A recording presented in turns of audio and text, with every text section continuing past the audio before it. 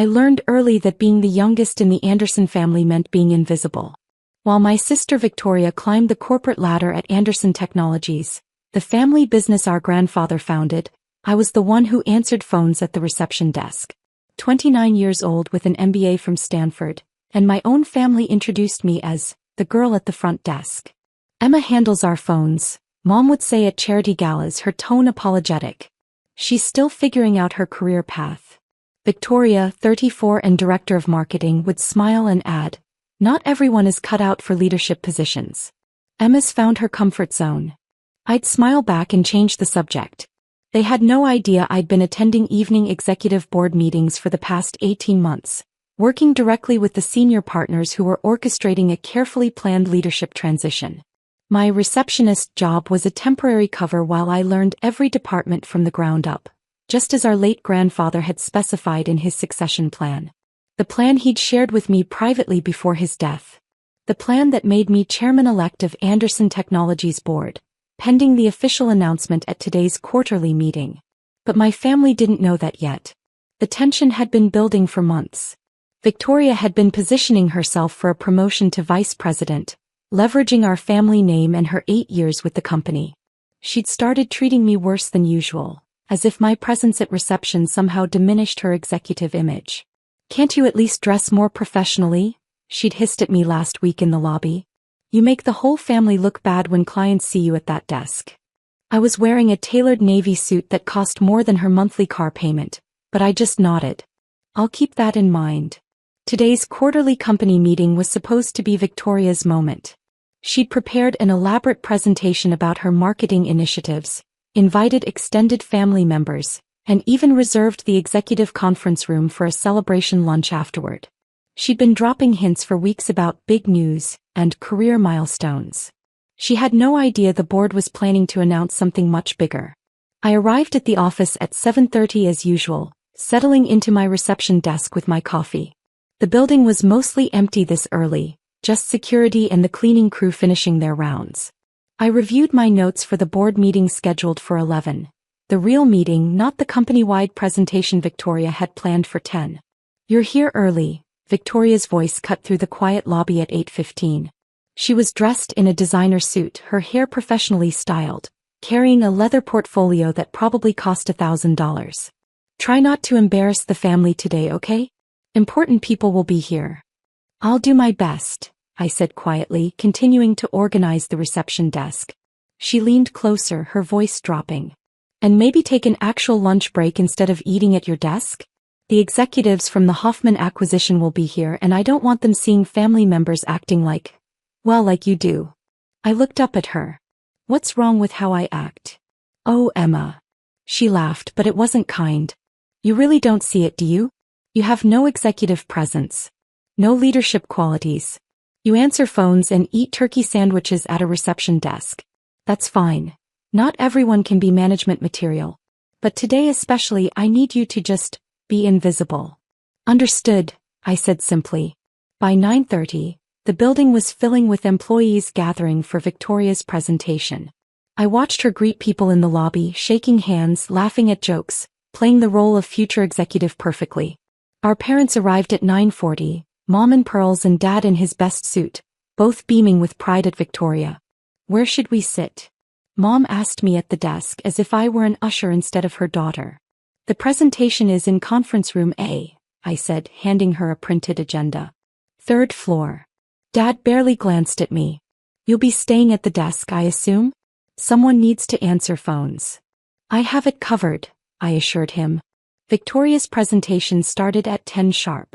I could hear it from the lobby through the building's speaker system she'd insisted on using. She talked about brand awareness, market penetration, and her vision for the company's future. Her voice carried that confident executive tone she'd perfected over the years. Anderson Technologies needs bold leadership for the next generation, she announced. Someone who understands both our legacy and our future potential. Someone ready to make the tough decisions that will keep us competitive. I heard our father's voice boom. That's my girl. The presentation lasted 40 minutes. Victoria covered quarterly results, marketing initiatives, and strategic partnerships. It was actually quite good. She was talented at her job, I'd give her that. But she kept making subtle references to new leadership and upcoming changes that made it clear she expected to be promoted today. She had no idea those changes had nothing to do with her. At 10:50, people began filtering out of the conference room, heading to their departments or grabbing coffee. Victoria emerged with our parents, all three glowing with satisfaction. They approached my desk and I could see Victoria was riding high on the successful presentation. "That went well," she said, not quite looking at me. The executive seemed impressed. "It was a good presentation," I agreed. "Victoria's going places," Dad said proudly, putting his arm around her shoulders. "Real executive material. Takes after me." Mom nodded. "We're so proud, honey. The family name is in good hands." Victoria glanced at me and I saw something calculating in her eyes. "You know, Emma, you could probably move up from reception eventually. Maybe to executive assistant? If you worked really hard and took some night classes." "That's generous of you to think of her career," Mom said, patting Victoria's arm. I checked my watch. 10:54. The board meeting would convene in 6 minutes in the executive boardroom on the 22nd floor. The real meeting where the actual decisions got made. "I should mention," I said quietly, "I have a meeting at 11. Victoria laughed. "A meeting? Emma, receptionists don't have meetings." "This one does," I said, standing up from my desk. "What kind of meeting?" Dad asked, looking confused. "A board meeting," I said simply. The way Victoria's expression shifted from confusion to condescension was almost comical. "Emma, I think you're confused. The board meeting is for executives only. You probably heard someone mention it and—" "I'm not confused," I said, gathering my leather portfolio, the one that held 18 months of board minutes, strategic plans and documentation of my grandfather's succession wishes. "The quarterly board meeting convenes at 11 in the executive boardroom. I need to be there." "Sweetheart," Mom said gently as if talking to a child, "I think there's been a misunderstanding. The board meeting is for senior leadership. Maybe someone asked you to deliver something to the boardroom? You can do that and come right back to the desk." Victoria was less gentle. "Stop embarrassing yourself. You're a receptionist. You don't go to board meetings. You answer phones and direct visitors. That's your job." "Actually," I said calmly, "my job is significantly different than you think." "What are you talking about?" Dad demanded. "Victoria, what is she talking about?" Victoria's face was reddening. "She's delusional. Emma, I don't know what fantasy you've created in your head, but you need to stop. This is a professional environment. You can't just—" "I've attended every board meeting for the past 18 months, I said matter-of-factly. "Every single one." The silence that followed was sharp enough to cut. "That's impossible," Victoria finally said. "I would know. I'm director of marketing. I hear about these things. Directors aren't typically informed about board composition unless it directly affects their department," I explained. "The board operates at a different level. Listen to yourself." Victoria's voice was rising. "You sound ridiculous. You're a receptionist. You literally answer phones for a living. What would you even do at a board meeting?" "Usually, I listen to reports from various departments, review financial statements, discuss strategic initiatives, and vote on major company decisions," I said. "The typical board member responsibilities." Dad looked like he might have a stroke. "Board member? Emma, this has gone far enough. Whatever joke you think you're making." "It's not a joke," I said. I pulled out my security badge, the one I'd been using after hours for 18 months, and held it up. Instead of the basic green stripe of a standard employee, it had the gold stripe that designated executive board access. Victoria stared at it. That can't be real. Where did you get that?" "From security when I was granted board access," I said. 18 months ago." "That's impossible."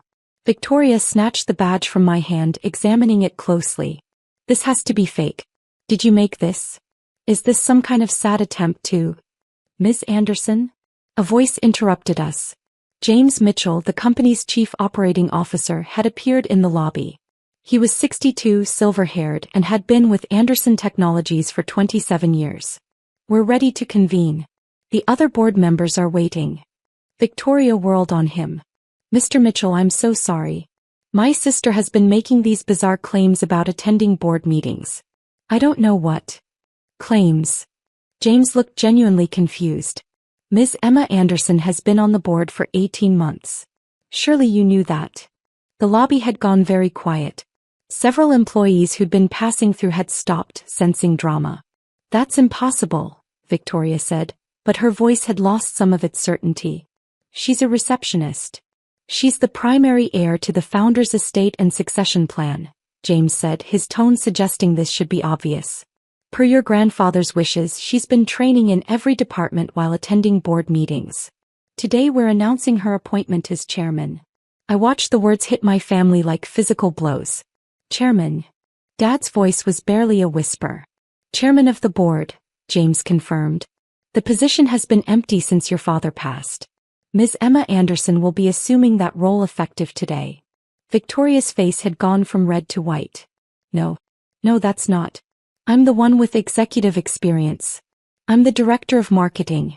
I gave the presentation today about leadership which was excellent, James said kindly. Your marketing work is valued. But the chairmanship was designated in the founder's succession plan. He was quite specific about his wishes.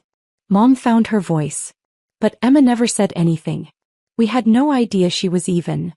At Ms. Emma Anderson's request, we maintained discretion, James said. She wanted to learn the company from the ground up before taking on the chairman role. Hence the reception position. It allowed her to observe how the company functions at every level. She's been playing receptionist? Dad said incredulously. For 18 months? I've been learning the business, I corrected quietly. Every department, every function, every employee level. Grandfather's plan was very specific about understanding the company from every angle before taking leadership. Victoria was shaking. You let us all believe you were and you were. I was preparing, I said simply. The board meeting, James said, checking his watch. We should begin. Miss Anderson. Wait, Victoria grabbed my arm. This can't be happening. I've worked for this company for 8 years. 8 years. I've built my career here. I've earned a promotion, a leadership position. You can't just sweep in after playing secretary and take. I'm not taking anything from you, I said gently. You're still director of marketing. That hasn't changed. But I should be VP at least. I should be on the executive track. How is this fair? Fairness isn't always about time served, I said. Grandfather made his decision based on what he thought was best for the company's future. I didn't ask for this role. He chose me. Because you manipulated him. Victoria's voice cracked. You were always his favorite. You used that too. Miss Victoria Anderson, James's voice cut through her accusation firm now. I'd be very careful about what you say next. Accusing the chairman of the board of manipulation is serious. And frankly unfounded. Your grandfather's succession plan was created with legal counsel and filed with the board years before his death. Emma was still in college when he made these arrangements. The security guard had moved closer, I noticed. So had several other employees watching the scene unfold. I don't understand, Mom said, looking between Victoria and me. Emma, why didn't you tell us? Because I asked her not to, James said. The board felt it was important for her to learn without the pressure of family expectations. We've been very impressed with her discretion and her dedication to understanding the business. The board meeting, I said again, checking my watch. I really do need to be there. Of course, James said. Shall we? I picked up my portfolio and moved toward the elevator. James fell into step beside me. Behind us, Victoria's voice rose. This isn't over. You can't just. Miss Victoria Anderson, James said without turning around. I'd suggest you return to your department. We have a board meeting to conduct. The elevator doors closed on my family's shocked faces. That was uncomfortable, James said mildly as we rose toward the 22nd floor. Necessary though, I replied. Your grandfather would be proud, he said. You've handled this transition with remarkable professionalism. The executive boardroom was exactly as I'd seen it dozens of times before. A long mahogany table, leather chairs, floor-to-ceiling windows overlooking the city. The other board members were already seated. Margaret Chin, our CFO, David Okoye representing our primary investors, Patricia Hoffman, CEO of our recent acquisition, Robert Santos, our technology director, and 3 independent board members who'd served since my grandfather's time. "Good morning," I said, taking my seat at the head of the table, my grandfather's seat, the chairman's seat. "Good morning, Ms. Anderson," they chorused. "Before we begin the formal agenda," Margaret said, "I think we're all curious about how the announcement went downstairs." "About as expected," I said. "My family was surprised." "Surprised is putting it mildly," James said, sitting down. "Your sister was quite vocal." "Victoria will adjust," I said, though I wasn't entirely sure that was true. "Shall we begin?" The meeting covered quarterly financials, the Hoffman acquisition integration, budget approvals, and strategic planning for the next fiscal year. It was familiar territory after 18 months of observation and participation. But today was different. Today I wasn't just participating. I was leading. "The Hoffman integration is ahead of schedule," Patricia reported. "We're seeing synergies we didn't anticipate, particularly in the research and development divisions." "Excellent," I said, making notes. "David, have the investors expressed any concerns about the integration costs?" "Some initial questions," David said, "but the early results are reassuring them. The stock price has remained stable." We worked through the agenda methodically. Budget approvals for new initiatives. Personnel decisions for senior positions. Strategic partnerships requiring board approval. The meeting lasted 90 minutes, and by the end I felt the weight of what I'd taken on. "One final item," Margaret said. "The announcement to employees and shareholders. How would you like to handle that?" "Press release this afternoon," I said. "Company-wide email from me introducing myself as chairman.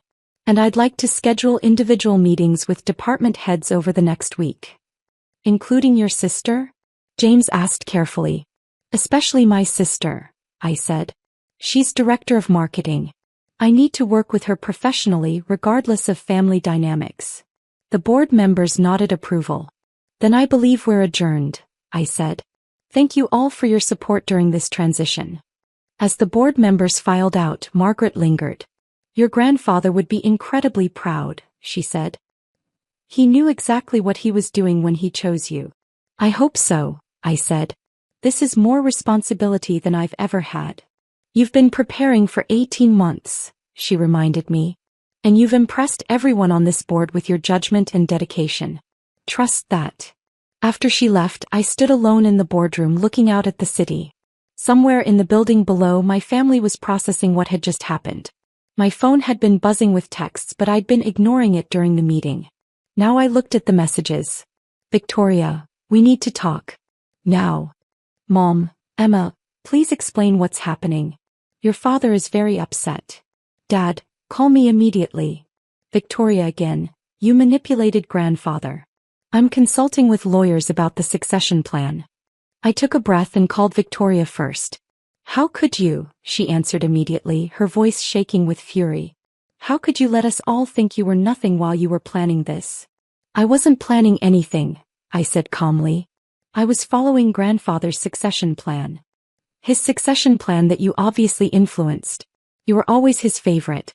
You manipulated an old man into—" "Victoria, stop," I said firmly. "Grandfather created that plan with legal counsel years before his death. I was in college. I had no influence over his decision." "Then why you?" Her voice cracked. "I'm the one who's worked here. I'm the one with experience. I'm the one who deserves." "This isn't about deserving," I interrupted. "It's about what grandfather thought was best for the company.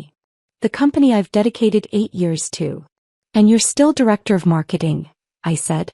"Your position hasn't changed. You're still valued. Your work is still important. But you're chairman." The word came out like an accusation. "You're in charge of everything. After playing receptionist and letting everyone treat you like you were nothing." "I was learning," I said. "Every interaction, every department, every function. That's what grandfather wanted. Someone who understood the company completely from every angle." "That's convenient," Victoria said bitterly. "And now you get to lord it over all of us." "Over me?" "I have no intention of lording anything over anyone," I said. "I need this company to succeed. That means working with our leadership team, including you. Your marketing expertise is valuable." "Don't patronize me," she snapped. You've been lying to us for 18 months. I wasn't lying. I was maintaining privacy while I prepared for this role. There's a difference. Not to me, there isn't. She was crying now, I could hear it. Do you have any idea how humiliating this is?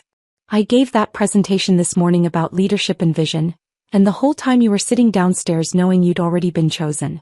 Knowing you'd make me look like a fool. That wasn't my intention, I said quietly. Your presentation was good. Your work is solid. But not good enough to be chosen. Not good enough to matter. Victoria. I need to go, she said. Mom and Dad are waiting. We need to figure out what to do about this. There's nothing to do, I said. The succession plan is legal and final. The board has approved my appointment.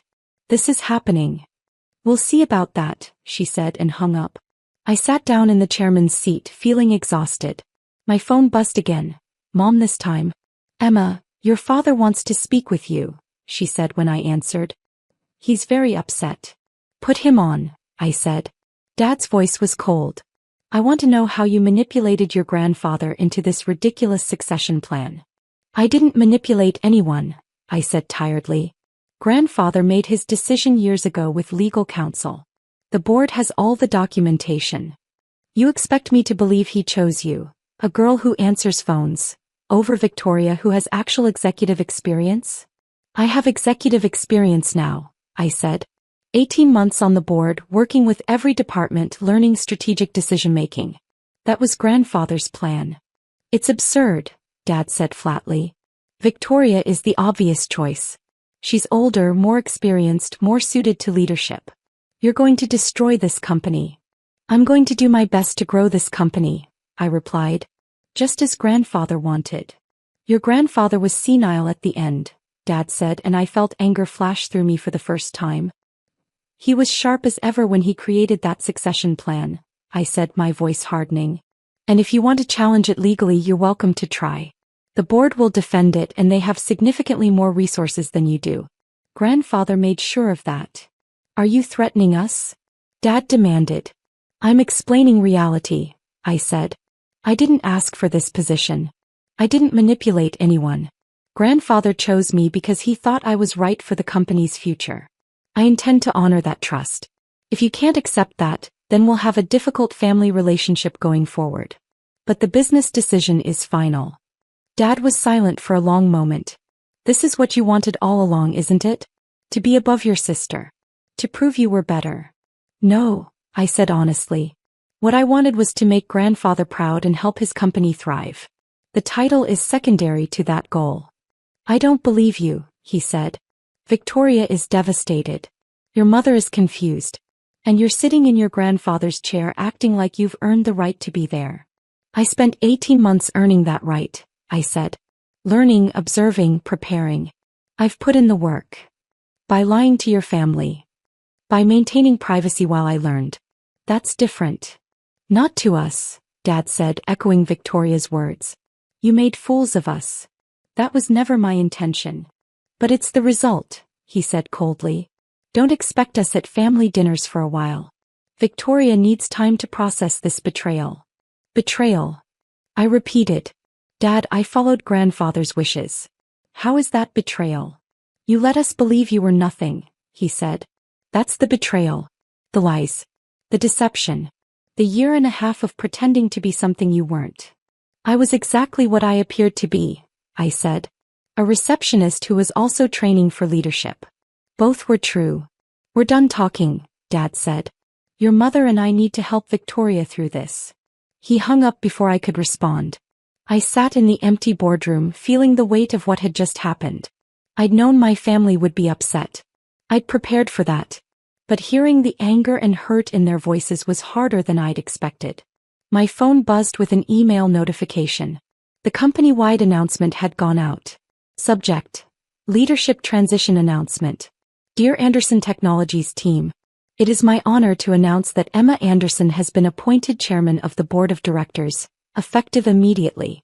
This appointment fulfills the succession plan established by our founder, Jonathan Anderson, and represents the next generation of leadership for our company. Ms. Anderson has been preparing for this role over the past 18 months through comprehensive training across all departments and active participation in board governance. Her deep understanding of our operations, strategic vision, and commitment to our founding principles make her the ideal choice to lead Anderson Technologies into our next chapter. Please join me in congratulating Ms. Anderson on this appointment. Sincerely, James Mitchell, Chief Operating Officer. My phone immediately started buzzing with messages from colleagues I'd worked with over the past 18 months. Congratulations. Surprise. Questions. Support. But nothing from my family. I spent the afternoon in individual meetings with department heads, formally introducing myself in my new role. Most were supportive, though I could see shock in many faces. The receptionist they'd been greeting for 18 months was now the chairman of the board. I had no idea, the director of operations told me. You seem so normal. I am normal, I said. This is just a different job title. But we both knew it wasn't that simple. By 5 o'clock I was exhausted. I returned to my office, the chairman's office, though I still couldn't quite process that, and found Victoria waiting in the hallway outside. We need to talk, she said. Her eyes were red from crying, but her voice was steady. Come in, I said, unlocking the door. The office was exactly as grandfather had left it. I hadn't changed anything yet. His photos were still on the walls, his books on the shelves, his desk exactly as he'd arranged it. Victoria looked around and I saw something break in her expression. He really wanted this for you, she said quietly. Didn't he? Yes, I said simply. Why? She turned to face me. I need to understand why. What made him choose you over me? I sat down, gesturing for her to do the same. He never told me directly. But from what the board has shared, he thought I had the temperament for long-term strategic thinking. The patience to build something lasting rather than quick wins. The ability to see the company as a whole rather than just one department. And I don't have those qualities? Victoria's voice was bitter. You have different strengths, I said carefully. Your marketing work is brilliant. You're dynamic, creative, excellent at execution. But grandfather wanted someone who would preserve the company's culture while growing it. Someone who would prioritize long-term stability over short-term gains. So I'm too ambitious, she said. Too focused on results? You're focused on the right things for a marketing director, I said. But chairman requires a different focus. It's not better or worse. It's different. Victoria was quiet for a long moment. I hate this, she finally said. I hate that you were chosen. I hate that I didn't see it coming. I hate that everyone at this company now knows I thought I was going to be promoted and instead my little sister became my boss. I'm not your boss, I said. The chairman doesn't manage department directors. You report to the COO, same as before. But you're in charge of everything, she said. Of the whole company. Of the board that makes all the real decisions. Don't pretend this doesn't change everything. It does change things, I admitted. But it doesn't have to change us. We're still sisters. Are we? She looked at me directly. Because right now I don't know who you are. The sister I thought I knew wouldn't have deceived us for 18 months. Wouldn't have let us treat her like she was nothing while secretly being groomed for the top position. I don't know this person. I'm the same person I've always been, I said quietly. I just had information you didn't. That's not a small thing, Emma. That's everything. She stood up. I need time. We all need time to process this. Don't expect things to be normal at family gatherings. I understand, I said. She walked to the door, then paused. For what it's worth, your presentation to the department heads this afternoon was professional. Grandfather would have been proud. Then she was gone. I sat alone in grandfather's office, my office now, and felt the full weight of what I'd taken on. The company, yes. But also the family consequences. The broken trust. The resentment that would take years to heal if it healed at all. My phone buzzed. Margaret Chin, the CFO. First day as chairman. How are you holding up? I typed back, still standing. Barely. It gets easier. Give it time. And give your family time too. This is a shock to their system. I know. Thank you. Tomorrow we tackle the Q4 strategic initiatives. Get some rest tonight. I looked around the office one more time, then locked up and headed for the elevator. The building was mostly empty now, just a few late workers and the night security team. When I reached the lobby, the evening receptionist was at my old desk. "Good night, Ms. Anderson," she said, and I heard the new formality in her tone. "Good night, Sarah," I replied. In the parking garage, I sat in my car for a long moment before starting the engine. My phone showed 17 missed calls from various family members, none of which I had the energy to return tonight. Grandfather's voice echoed in my memory from our last conversation before he died. "Leadership is lonely, Emma. Especially at the top. You'll make decisions that upset people you love. But if you're doing what's right for the company, for the employees who depend on it, that loneliness is worth it." I hadn't fully understood what he meant then. I did now. I started the car and drove home, leaving Anderson Technologies behind. Tomorrow I'd return as chairman, ready to lead the company into its next chapter. But tonight I was just Emma Anderson, 29 years old, who just lost her family's trust while gaining the responsibility for thousands of employees' livelihoods. Grandfather had been right about one thing. Leadership was lonely. But as I thought about the board meeting, the strategic plans we'd discussed, the company's future we'd mapped out, I knew I'd made the right choice. To accept his succession plan. To spend 18 months preparing in secret. To take on this responsibility even knowing the family cost. The company would thrive. Under my leadership, with the board's support, and with talented people like Victoria contributing their expertise, Anderson Technologies would grow exactly as grandfather had envisioned. Even if my family never quite forgave me for how it happened. That was the price of leadership. And tonight, driving through the city my grandfather had built his empire in, I accepted that price. The board meeting would come to order tomorrow at 9 a.m. sharp. And I would be ready.